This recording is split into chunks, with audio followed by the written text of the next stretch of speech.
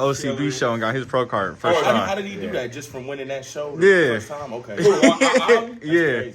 He did the same show I did. Yeah, he looked good though. He won his natural pro card. How you feel about OBC in comparison to NPC? The from the show, just for the lineups were smaller compared to like Dave's show. That wasn't an OCB show. That was the that was natural muscle. Yeah, so you got different natural federations and stuff. OCB is ran by a chick, but her name is Kim. But the one dude that competed in men's physique, I got him on IG. He was like, still saying the lineup was small. He won overall for his first OCB show in Columbus, but he said the lineups was a lot more depth to the roster. Yo, both of them are champions. Both of them are coming off their big wins 2 weeks ago at the Natural Ohio Bodybuilding Championship. There we go. So, first let me introduce the man to my immediate left. He's a champion. He is fresh off of his victory. You can still smell the championship glow coming off of him. I'm like, is that cologne? Is that what type of cologne is that? That's champion. Eyes in the house. You better speak on that, Mike. You got the world listening to you. Yep, glad to be here. Appreciated the advice, so I thought it was only necessary for me to come on and I share some dialogue with my guys. Of course. We wouldn't have it no other way. Absolutely. And next sitting to his immediate left is, let me stand. Uh-oh. And I'm Mr. Cleveland. Now let me stand. To his immediate left is the man. He is the supreme, the one and only, the king of kings. The king of kings, as Triple H would say. He is the king of kings. The end all, the be all. The one and only Mr. Big O is in the house. What up? He got that. Mr. Overall, Mr. Big One in the house. He got that 12-footer. He got that dog. I went by Fitworks. He got the big dog. But that's beautiful. That's wonderful. I want to know, has it hit y'all yet that y'all did what y'all did? Has it hit you? Has it finally sunk in that y'all champs? That y'all went up a Dave Liberman show. Y'all the big dogs for the spring season. And killed it. I mean, we want to know how it feels. I haven't been on Dave's show. He has, but I haven't. Yeah, I'll let my man go first. It don't matter. Yeah, I was shocked. I was shocked to hear my name called 3 times. I'm not gonna lie. There was a lot of good competition there, so it was a shock. And no, it hasn't set in. I'm still shocked that I'm going to nationals up for my pro card. So, yeah. So Speak on it. It's definitely still exciting, and it's I'm still living in the midst of it. However, there's still some things that we still after. Okay. You know, it's still some stuff that's on the agenda that I'm anxious to, get to and set myself up to achieve. So, all in all, man, it feels great. We prepared, we did the work, and, we were able to be rewarded from it. So, everyone in this space knows, how that goes. And it's a great feeling. So you stand up on stage, you standing with your other competitors, and all of a sudden you hear your number get called out. And they call your name, and you just what? Now I blanked out. He saw when they said #1, Mr. Cleveland. I'm like, huh? When they said it for y'all, what was the first thing come across your minds? So for me, when I went out, for a true novice, and I heard them call my name for first place and stuff, it was an immediate feeling of accomplishment. Because I really did put all of me into this prep, especially with it being my first show. I wanted to set the tone. I wanted to make a big splash. And like I said, I walked the walk. I did everything I was supposed to do to achieve that moment. And like I said, it was just instantly rewarding, And I think maybe that alone kind of solidified my purpose in this space. And it's okay, this is something I want to do. Okay. Because that feeling was just like nothing I had ever experienced before, So it was great. Okay, Mr. Man. For me, It was instant. It was instant for sure. When I heard my name called 3 times, especially the first time, I was like, okay. I kind of knew I had physique. I'm not gonna lie. I kind of knew I had physique. You got to be confident. Oh, you're not. You got to be confident. I had this shit. It was mine. Classic. I was like, eh. And then when they called me up for the overall, I was pretty excited. I put a lot of hard work and dedication into this show after placing 10th, my last Liberman show, which was my first show, to come back and place first. Oh, You yeah. took twice 10th. and Wait, take you the took overall. 10th place. Yeah. You had a Just to chip come on your back next year shoulder. and win it. Yeah, it was the redemption tour. Is what So I call you're it. the official. Yeah. You're the official Ronnie Coleman of Cleveland. Yeah. Because remember, Ronnie came in take what? that Ronnie title. came in like 8th or 9th. Yeah, he was And up then there. Next year he won the Olympia and held that bitch forever. Yeah, sure did. Ooh, okay, I'll be Ronnie. Ronnie Coleman. Okay, Ronnie Coleman. All right, listen, we're gonna change your name from O to Ronnie Coleman. Yeah. You Mr. O. Okay. That's dope. What was y'all's process going into the show? I know your coach. I know what was the process going into the show? What was the main goal? Was it going there to make a statement or what? So for me, honestly, I prepped myself for about. I did a 20-week prep, and I prepped myself for about 14 to 15 weeks. Wow. And I put a coach on it the last few weeks, which is, an exceptional guy. Jason knows. I know, him. he's a His stand-up name's guy. Yeah, TT, Jonathan Johnson, well versed in the space, done several shows, came this close to turning pro natural, IFBB. So he's a guy that has an extensive background and knowledge. And at first, I was just dieting crazy, kind of had my own idea how to manipulate carbs and cardio and different things. And although it did get the weight off me and I was still looking good, once I got past like a 30-pound cut, muscle started to drop significantly. Ooh. And that's kind of when I got nervous because I started prep at 230. And I got on stage at 180, so that's 50 plus pounds into a prep. And like I said, when I got past that 30-pound cut, I was skinny essentially as far as what I thought. So I pulled him on, and he gave me a diet. He tweaked my training for me to kind of feel back up into the show. And like I said, his big thing and what my big thing was conditioning.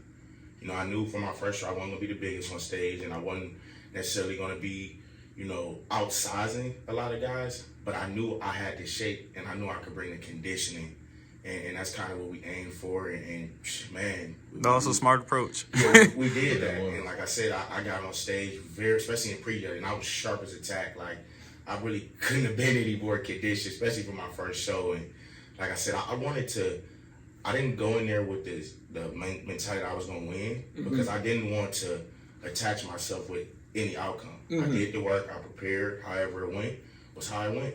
And like I said, with that kept me calm, that kept me comfortable. So when I got on that stage, I was confident, I had my swagger. And, fortunately, I was rewarded for it. So that was really the focal point in this prep, just coming in as conditioned as I could. And as each show, in the future, we'll add more size while maintaining condition and stuff like that. So that was really the basis of the prep and stuff. And, in my opinion, it went well. So You obviously did. yeah, so You came out on top. It Exactly. obviously went the way it's supposed to went. Yeah, so that was very good and very rewarding for me. So I said I'm just ready to get after the next one, enjoy myself a little bit. But we all know how that goes. You enjoy yourself, then you're anxious to get back on the hammer. Oh yeah, we know. Now, Mr. Coleman, what the same question goes to you. Okay. So for my prep, the main focus was putting on size and basically following direction. My last show, I got nervous a week out before the show, and I felt like I wasn't lean enough, so I just stopped eating. You know what I mean? Oh my Snagging God. here and there on like rice cakes and stuff, but I really didn't eat, so I went on stage flat. So my main focus for this show was to follow direction, follow my coach's direction, not miss a cardio day. Somewhere halfway through my prep this time, it hit me that, wait, I can't make up a cardio day. I can't make up a fasted cardio once I eat. Those carbs are already in me. So my main focus was not missing anything, not missing any meals, and just following a strict program. And it worked out. It definitely worked out. For you, Mr. Coleman, you are in a unique. I'm a roll with that too. Oh no, that's your name. You know what I'm saying? It's From business. 10-1, you Mr. Coleman. It's all business, especially with you gunning for nationals. So you're like in a unique position. So the same position I found myself in a couple months ago. Two shows in.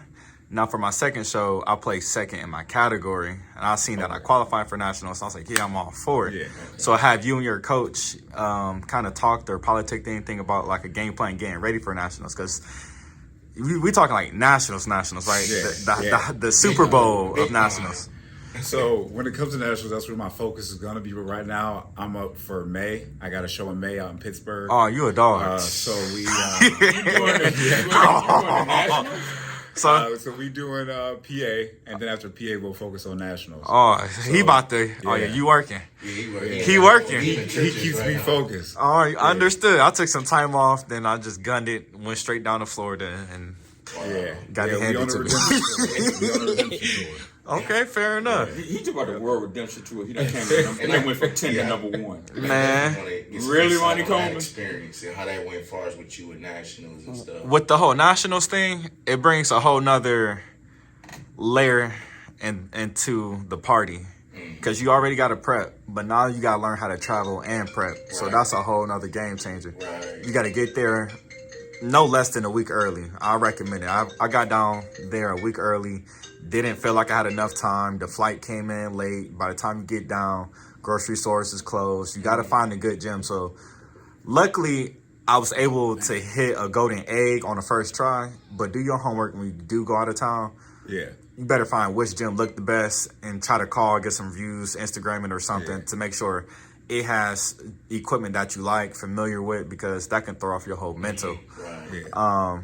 Then you better find a hotel or an Airbnb that's close to a grocery store. Thank God the gym I was going to and Sam's Club was all within like 15 minutes of the place where I was staying at. I thought you stayed at Sam's Club. Pretty much. Pretty much. Between that and Walmart, grabbing like little snacks and stuff because I have my little brother with me and everything. So I got to enjoy the trip itself, even though, like you said, just focusing on the experience but not the outcome. But we all want to perform well, but you still want to experience and at least learn something from it in general. So then was like my major big tidbits and your weight.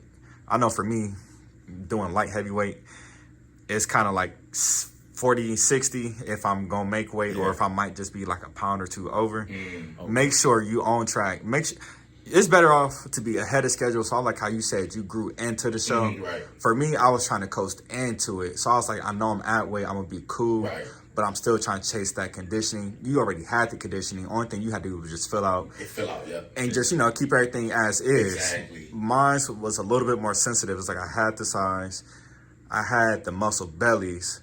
But that real sharp and sliced conditioning, dryness and stuff, it plays a big part when you're like a heavier guy on the heavier end of the scale. Especially as a natural. Exactly. That's a big factor. Exactly, because then you can over dehydrate. And I noticed, after prejudging when I got a burger, I felt like I looked a little bit more harder, a little bit more tighter for finals than I did for prejudging. Because, we hitting our side chest. I'm like, dang, dude over there looking kind of put together. And I seen that feathering in the chest. I'm like, all right. Let me go ahead and get some more food up in me and stuff. So whatever you do when you're going out of town and traveling, especially when you away from home, like for real, it's better to be ahead of schedule. Okay, yeah. Some sound advice. What was your biggest challenge for nationals? Man, everything. Life. That was, I'm going to say everything outside the gym that could possibly try to mess with me mentally was messing with me. I'm still in school, so I'm in my senior year in college, working 12-hour shifts with crazy coworkers. So trying to leave work at work when I'm not at work, don't stress about work. On top of that, if you got you a girl, cool. If you don't, that might be best. It could be stressful, especially when you're locked in and you can't do certain things. And she might understand, but she might not always remember. So dealing with things like that, trying to balance relationship, trying to be present in your relationship with a female in your life, or even with your family when they like, my mom and them, they understand now, like, oh, you getting ready for a show. We understand you can't come kick it, hang Right, out, no, those do the niggas, barbecue yeah. things, because you just don't want to be around it because, you know, you want to. You can't indulge. And Yeah, and it kind of spoil it. You don't want to be like the party pooper and stuff. So it was just really everything outside the gym was like the biggest challenge getting ready for that national show. Yeah. When I'm at the gym's therapeutic for me. I'm having fun. Exactly. It's like a party, you Nothing know? else matters. Nothing else matters. That's the only thing you care about. That's the best part of my day. I'm pretty sure it goes the same for the both of y'all. 3.5 hours there. You know, the best part of your day is picking out seasoning at the grocery store. It's like a strong second. It's a strong second. Strong second. Yeah, then when he in the store picking out seasoning, he on Facebook like, Hey, got this. for real, especially when you can't really eat out, you gotta, you know, enjoy the small things. Man, and that's one thing that bodybuilding will show you. It'll show you how to, you know, appreciate things other than what something you may have not even never thought about. You know, when you get so deep in the hole as far as prepping foods and different things, the smallest thing could just be like make a world of difference. You know, Like I said, I did my first prep, and everybody talk about how y'all been weeks. I did a whole year of prep. wow. I did an entire calendar year. How much weight did you lose getting ready for that show? Well, I started at 250. Uh-huh. I came down. I was 195. You seen me? Yeah. On stage. A whole entire year of prep, and it came down to the day before the show, Halloween. Yep. And I told you I felt so guilty. I had an ice cube, and I damn near wanted to kill myself. my girl coach Teresa, she was like, "Don't you drink not one damn bit of water Yep. the day before your show. You do no more water. You don't drink nothing." I was like, "Okay, fine." I was kind of pissed, but I got home and I opened that freezer and I was like, "I can have one ice cube." What was your go-to meal? My go-to meal. Everybody's pissed. Everybody gets pissed about it, but it didn't bother me none. My whole prep, I did chicken breast, rice, sweet potatoes. I was that And 90. a vegetable every now and then. No, I wasn't on the seasoning kick like you. I didn't give a damn about the seasoning. I eat it just raw. I didn't care. Hardcore. I was on that ground beef and sweet potato kick. That was mine. Ground beef, sweet potato, yeah. What was y'all's go-to meal? Ground sirloin and rice with taco seasoning. He worse than me. Ground sirloin. With taco seasoning. That's you. I'm eating ground beef. With every seasoning you can find. I'm doing 93.7 ground beef. He got the actual. It's all in one piece, sir. No, it's ground sirloin. Oh, you chopped yeah, it up. it's like 96% lean. No, ground but if he sirloin. had to say he was doing like Made elk. that or- prep. No, I get it one time out of the day. Okay. And, If he had it's said my he was second doing meal, bison, it's my I'd favorite have fell out meal. the chair. Yep. Like he doing bison. I'll say for me, the most when I enjoyed during prep was the salmon and sweet potato. Hey, It was the most associated meal. That's probably the best one, though. And everybody loves that, but has a seafood allergy Okay. and can't touch nothing out of the water. That's all I can rely on is chicken and beef. Yeah. I can't touch no seafood. You have to tune yourself in to what best